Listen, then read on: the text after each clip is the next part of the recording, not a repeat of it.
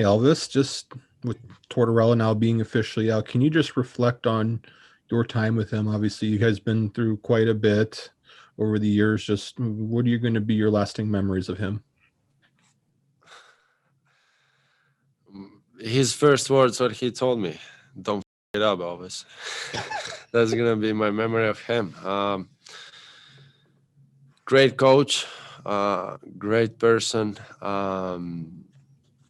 Well, business is business, obviously. I'm kind of sad. Yeah, that's the words. I'm sad that I'm not gonna have opportunity to work with him more now. Uh, he teaching me a lot.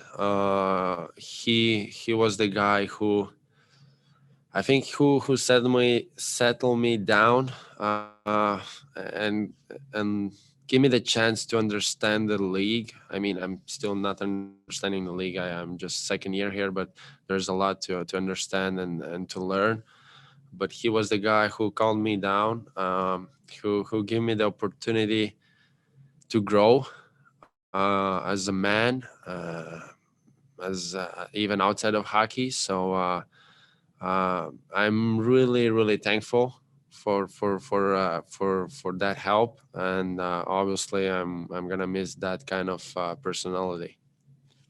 Yeah, and kind of now looking back at the season, I mean, the way the season ended for you, you had some pretty decent numbers at the end of the day, but just how do you feel like that you played overall, and how much room do you have for improvement?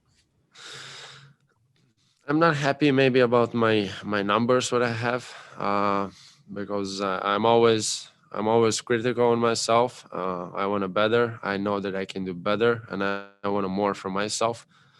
Um, the end of the season, the last games, I just started to feeling myself. I started just feeling good, uh, playing good, and controlling the game, which I didn't had this feeling in early season start when the season started. Then I had unlucky couple injuries, and I'm obviously you can't control that, but not happy about the injuries what I had. But yeah, because there wasn't time. I mean, there you for after injuries you need the recovery, and I didn't had the time because there was already games, so I couldn't feel myself. And but yeah, it is what it is. This was weird year, and that's all about it. Thanks, Elvis. Okay, next we'll go to Aaron Portzline. Go ahead, Aaron. Thanks, Glenn. Hello, Elvis. Elvis, you just spoke so genuinely and so warmly about John Tortorella, and I'm always amused at what people think that he's like, or people have an image of him. And I wonder how often in your private life you find yourself explaining him or defending him or trying to correct people about the perceptions they have of him versus the reality that you saw of him up close for 2 years. This is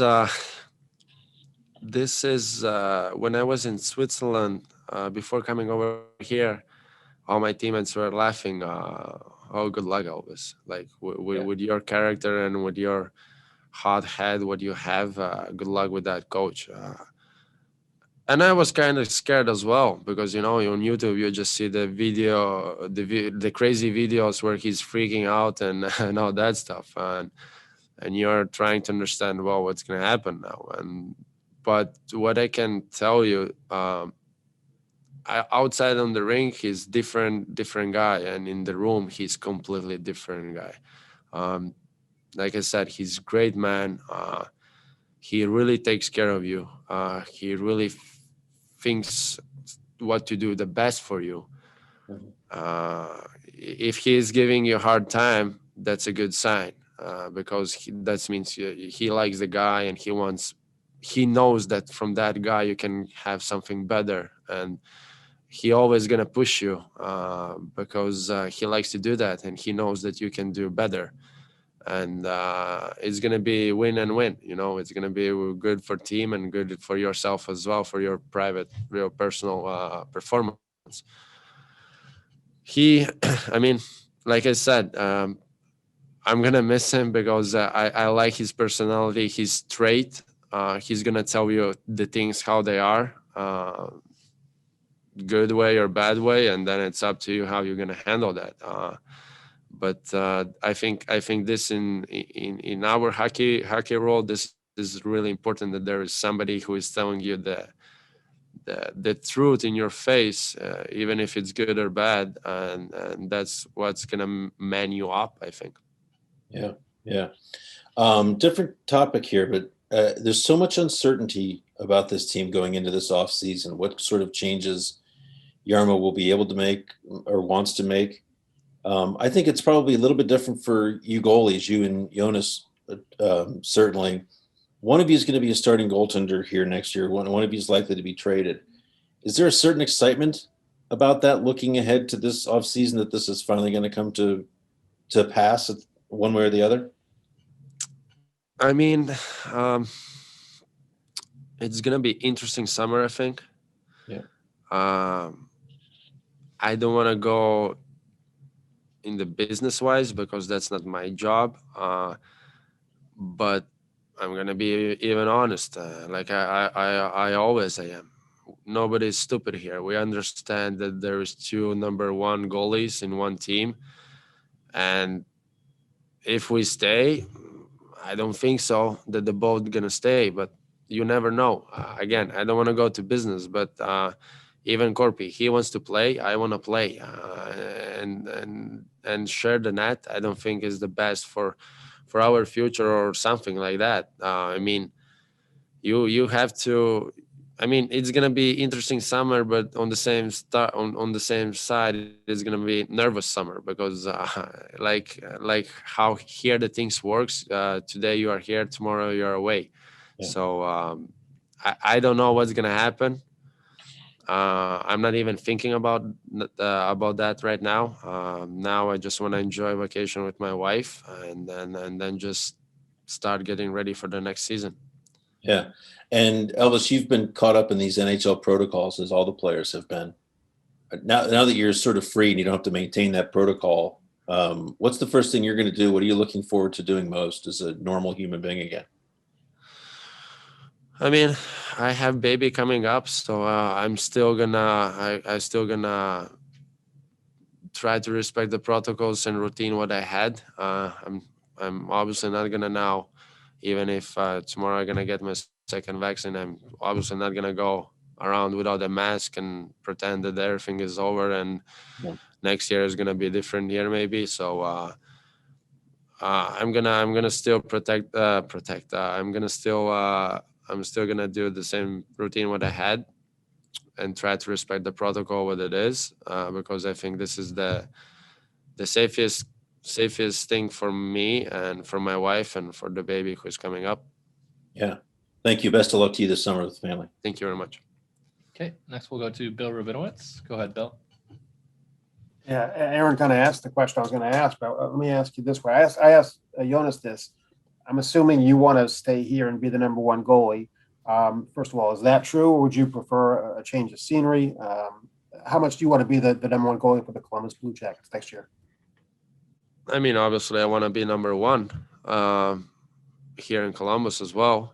But like I said, this is business, and you can't. I don't think if you can keep both, well, it's great for organization. But I don't think that he's gonna be happy or I'm gonna be happy. I want to be. I want to my net because I know if I'm gonna have my net, I'm gonna I'm gonna get dangerous. That's what I know, and I'm gonna feel myself. I'm gonna feel that feeling what I had now in the end of the season, and this is the best feeling what you can have in your hockey season when it's going on. Columbus, obviously, I love Columbus. About the experiences what I had on this more last year that I had the chance to visit other cities. I was always happy to coming back in Columbus. I love. Now I just moved in New Albany, and there's great. I can walk with my puppy around, and there is a lot green. There is a lot parks. I love nature. So my wife loves Columbus. So it's not New York. but I'm honest. But it's not that maybe fun as New York, but it's not even that boring. So I like Columbus, and I like the city, and I like the fans. So again, it's not up to me to make those decisions. I'm just the guy who's catching the pucks and get paid for that. And how would you assess the way you played this year? Sorry. How do you think you played this year? Like I said, I'm pretty hard on myself, and I don't like the numbers. So I just look at my numbers, and they're not that bad, but they're not even that good like I wanted. I want it better. Obviously, my goal is always to have lower numbers than the year before. But I'm not a guy who is finding the excuses, obviously, but there is a lot of things that were going on. Season shorter, games closer. Even body wise, you don't have that rest like you normally have. And it's hard to play those games all the time like this. You are away for 1 week and a half from your family. You're missing your wife, especially now that she's pregnant. You're always nervous. Is she's good? She's not, or she's lying to me because she don't want that I think about her. It was a lot of things, and then injuries came up. Like I said, you didn't had time for recovery, and then it was there was a lot of things that was going on, and obviously you can't control that. But yeah, I'm I'm gonna say it was okay season. Last year was great season, so this year was okay season, close to good season. All right, thanks, Elvis, and congratulations on the baby. Thank you. Okay, we got time for a few more. We'll go to Jeff Savota. Go ahead, Jeff. Thanks, Glenn. Thanks, Elvis. I want to start by saying congrats on the baby. Haven't really had a chance to say that yet, but you spoke so passionately a couple weeks ago about just how hard it was to go through the losing that this team was going through, and just how much will that drive you? How much did you just hate that feeling, and how much do you think you can learn from a season like this where you guys had to go through something like that? Because I know you don't ever want to have to go through that again. Uh, this was my second time that I was going through something like that. Um, I'm gonna tell you honestly, there is no explanation why the things are going like this, why they're happening like this. Because the guys, everybody in that room is trying, and then there is no results. Like Yeah. you're giving so much work, and in the end, you don't get regret a lot, you know.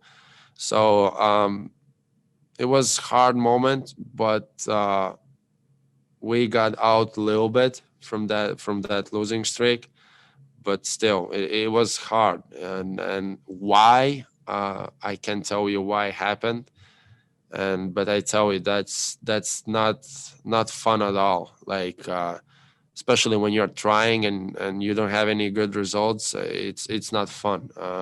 It's hard. It's hard to sit in that locker room. It's hard to see your teammates, your family members faces that they are sad because you see that the guy is really trying. He's skating, he's shooting, he's blocking the shots, but all the time somehow you feel unlucky, and the puck always ends in your net, and you lose the game, and then again, and then you think again, and then just you get to the game, and then you think, oh gosh, we're gonna lose again, which is the wrong mentality, before the game, and then you're trying to just clear all that out, and then you score the first goal and you see that you are leading, and then you are, oh no, we're not gonna lose tonight, we're gonna win, and then again somehow in the end you lose the game, and then you feel again sad. So it's bad feeling. Obviously you don't want to go there, you don't want to feel that, but right now obviously um, you just forget. We need to forget about this season. It's over. It wasn't good season, yes, but we have to forget about that and just get ready for the new season. And about the mistakes, well, obviously there's going to be always mistakes, and that's how you learn from them. Now we had a lesson. We had a lesson to have that feeling, the bad feeling, and I'm pretty sure that the next year we're not going to go there to find that feeling again because it was brutal. Yeah. Excellent. Thank you. And we'll wrap up with Allison Lucan. Go Hey, ahead, Allison. Elvis. Thank you, Glenn. Hey, Elvis. You mentioned not being happy with your numbers a couple times, and obviously your job is to stop pucks and the goal is to win games. But beyond those numbers, what should we really be looking at if we want to understand a goaltender playing well? I asked Corpy this question also. That's a pretty tough question. Can you somehow make it easier? So well, if we could measure something that's not just saves and goals, what should we look at? Corpy mentioned footwork. He mentioned making easy saves is actually better than having to make the impossible, crazy, lateral quick movement save. What do you think defines really good goaltending if you're looking at a goaltender playing? Still tough, but I got it, but still tough. I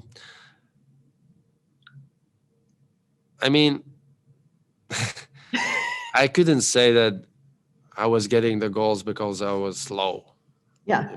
I mean, there was obviously there is a lot to learn. Especially, it's great that we have a great goalie coach as Manny, who can teach you a lot, who has experience, who has win something. So he knows what he's saying and he knows what he's doing. Obviously, every single goalie wants to get better every year, and that's how it is. I mean, I don't think there is any perfect goalie in like the goalie who is making 10 shutouts in a row.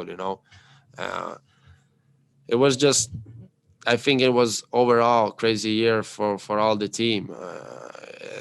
Obviously, every single guy could do something better.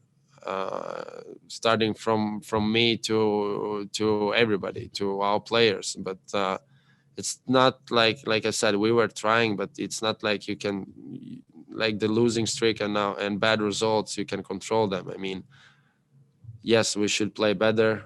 We should maybe do less mistakes. So yeah, try to do less mistakes. But in our lives, we all every day, every single day, we're doing mistakes somehow, even outside of hockey. So you can't control that. You just learn from that. And again, focusing on something like to get quicker. Yes, I would love to. I mean, I'm going to be better. Cardio wise, yes, I would love to. I'm going to be better. So I can't really say my numbers are low because I was slow on the ice this year. So I really don't have any answer on that hard question. Well, I appreciate you trying to give an answer, and congratulations Thank on the baby and the wedding, of course.